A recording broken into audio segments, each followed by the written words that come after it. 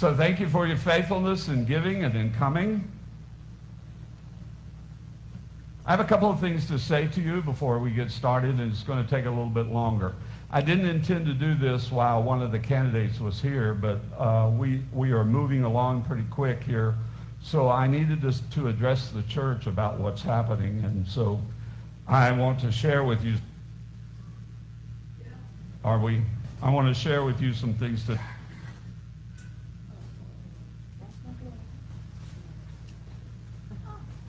34 years ago, Twyla and I were called to the church. We were 34 years old. Most of the people, the nearest members, were a minimum of 10 years older than us and stretched to almost 40 years older than us at times, sometimes 50 years older than us, actually. And that was 34 years ago. Today, we are going through our second candidate to decide the next lead pastor of the church. Now, I want to tell you, the people were wonderful. They had a vision when I came. Twyla and I were excited to be here. I thought, because of my great eloquence and my personal beauty and my wonderful whatever, I was so smart back then. I thought that's why they chose me. So the first party I went to, I'm going to tell you some stories now. The first party I went to, they told me it was a party. So I came in a pair of blue jeans, a common pair of shoes, and a pullover shirt. It was a party. I walked into the home, and the first thing that I heard was harp music. Every man in the room had a coat on. I mean, out of place. I was out of place. So I thought, well, okay, so this is the first party. I got another one coming up in a month. I need to get ready for this. And so the second party came. I wore my coat. I wore my dress pants. I wore my good shoes. And it was a barbecue outside in July. I thought I was going to die. Someplace that dawned on me that they didn't choose me because I was smart, or I was good looking, or I was eloquent or sharp. They chose me because I was young and dumb.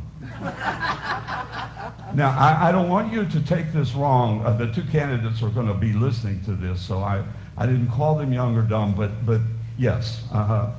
See, the vision of the church back then was that we could mold together a message that would resonate with younger people. And this is what they wanted. They wanted to help me become pastor of a successful church. Now, there were 25 people, if you can imagine. And they began to shape a vision with me of what the next generation would look like.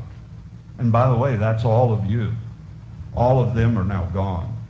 The last one, I was sitting talking with her before she died. I was sitting and she reached out and held my hand.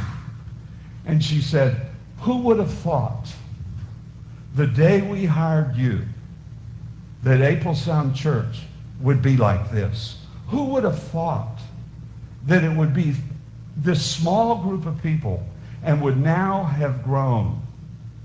And she said, "I want you to know, I am so proud of you."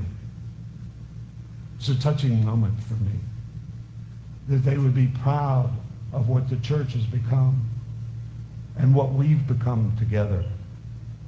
We have that same opportunity now to begin to shape a vision of what the next generation hears from us. So some of you may think, oh, these two guys there, well, I don't know, they don't really speak the same language I do, or they're not doing the same things that Dowen does, or the feeling that's here. So I want to talk to you about that for a moment. They're not going to speak to you directly. They're going to speak to your children and your grandchildren. This is the vision that we have. It's intentional. We did it on purpose. And besides all that, you still are going to have me for a while. So get ready for that. I'm just not going to be lead pastor anymore. So be careful with all those things that you're thinking. So I want to thank the committee. They went through more than 80 applicants, almost 90 applicants, and so I don't leave anybody's name out. David Grassball, Michelle Martin, Marvin Carter, Teresa Peterson, Woody Wilbur, Betsy Aguilar, and I want you to thank all of them for the work that they did. I will tell you that, yep, that's good. Good hand clap. These two candidates that we have never been below my top 5. And for the past 3 or 4 months, they have been my top 2. And even the committee hadn't heard that from me. So I have been amazed at how God has led and directed us this far. And now we'll take the next step in the next 2 weeks. I'm going to come back next Sunday and tell you some more stories, more war stories. But anyway, I am writing a book. I told David Grassball the other day, I'll write a book, and it'll be all the things I couldn't tell you while I was your pastor. So get ready for that one. Hey, let's have church today. God loves us. He loves you, and he loves me, and I'm happy about that.